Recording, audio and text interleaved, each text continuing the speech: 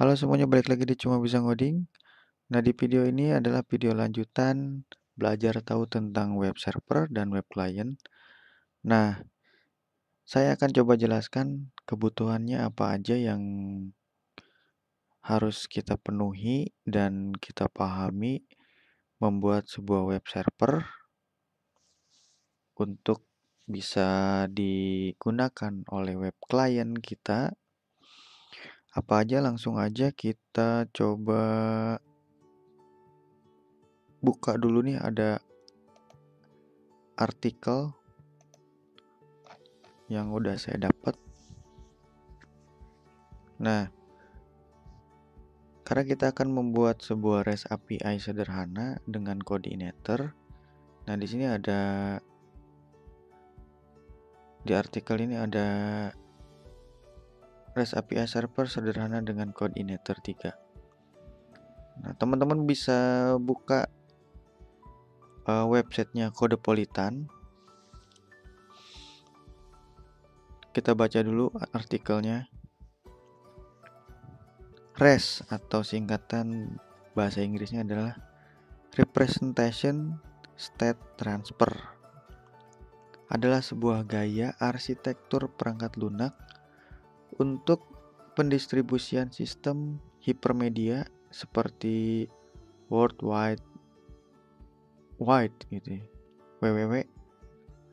Nah, istilah ini diperkenalkan pertama kali pada tahun 2000 pada disertasi doktoral Roy Fielding pada arsitektur REST dan REST server menyediakan resource atau sumber daya data, dan REST client adalah mengakses dan menampilkan resource tersebut. Nah, untuk penggunaan selanjutnya, nah ini konsep sebuah big data, bisa dibilang seperti itu.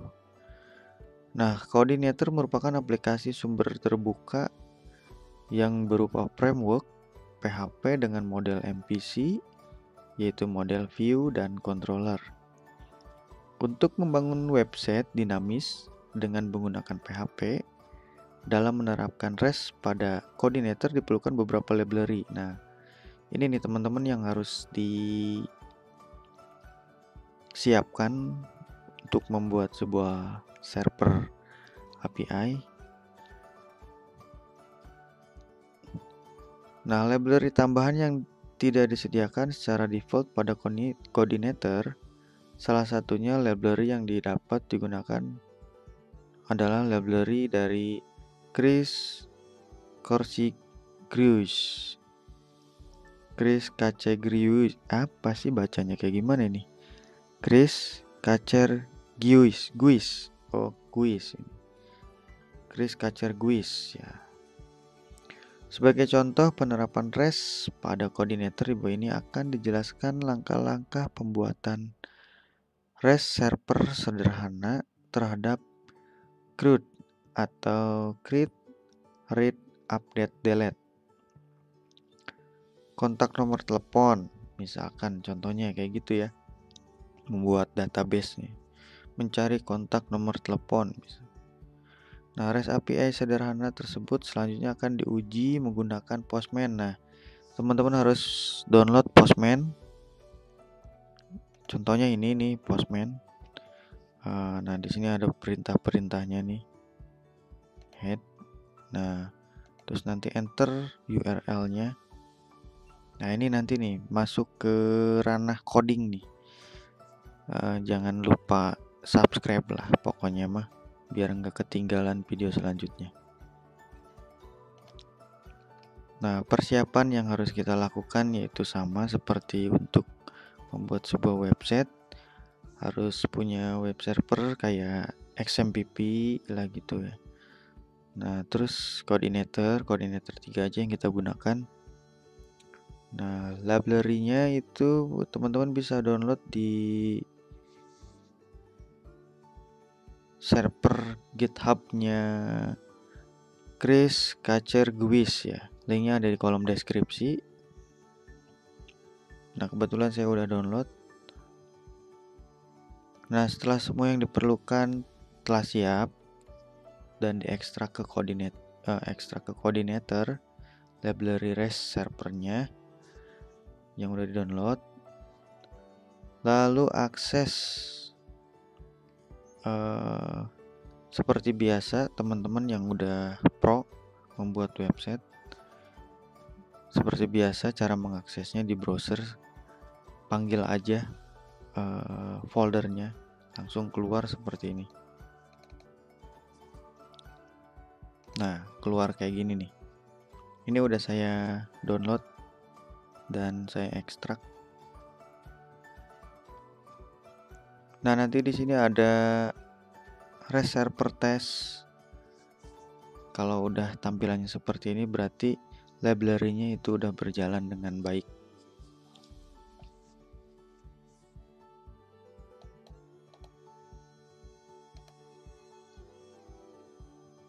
Nah, inilah contoh konfigurasinya. Misalkan teman-teman nggak mengikuti yang ada di artikel ini, terserahlah mau bikin database apa. Contohnya misalkan database data sosial, bansos atau apalah bisa. Nah, setelah semuanya berhasil, teman-teman harus tahu dulu apa yang dimaksud dengan get untuk menerapkan atau mengklasifikasi perintah-perintah yang dibuat di controller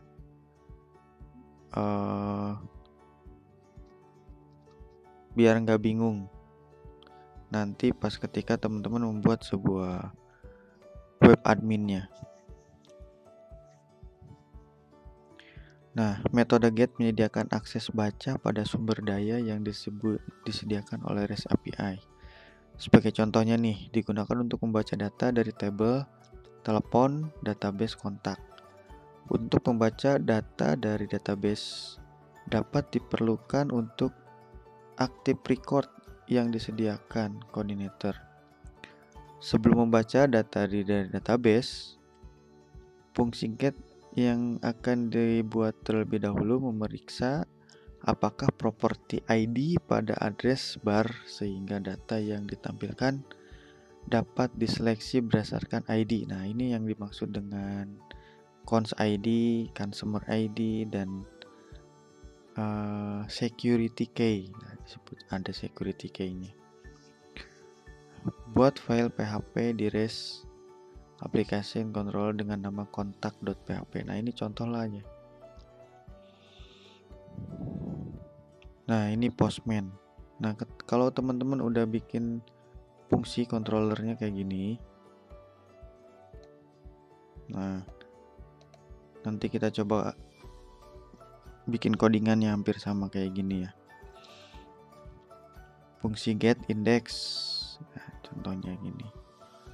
Jika ID get ID, misalkan ID tidak ada misalkan, maka dia menampilkan atau mengambil database dengan tabel telepon, lalu di respon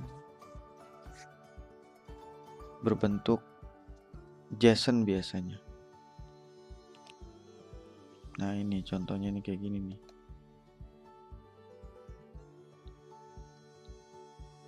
Nah, ini post, metode post.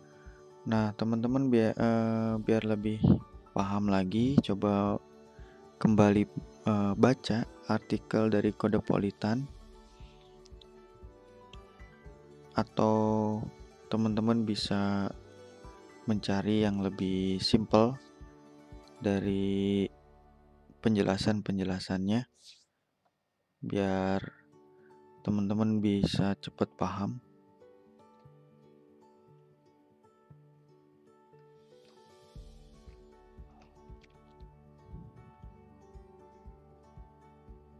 Nah, ini codingnya kalau menggunakan metode apa nih, delete ya. Ini untuk menghapus misalkan.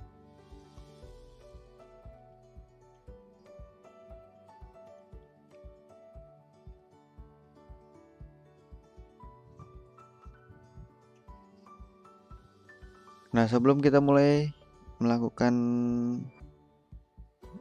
sebuah pengkodingan dalam project atau materi di REST API server sederhana ini,